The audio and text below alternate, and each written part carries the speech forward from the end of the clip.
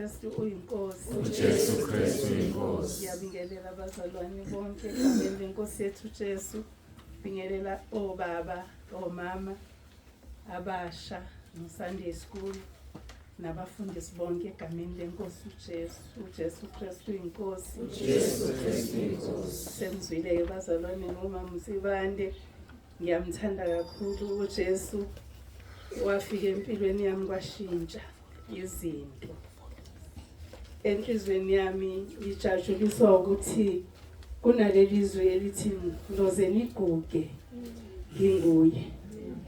Sihamba phezulu kwaleso sithembiso. Lithi izwi kaNkulunkulu singesabantu bonke.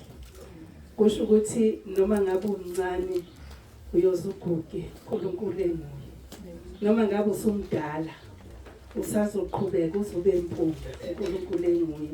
Unothando-ke bazalwane uNkulunkulu. Silapha nje kungothando lwakhe. Silapha nje kungomsa wakhe.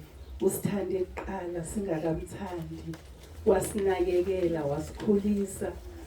Ngingumzali kodwa angikwazi ukukhulisa umuntu. uNkulunkulu omdalayo amkhulise. Siyambonga-ke kakhulu uNkulunkulu.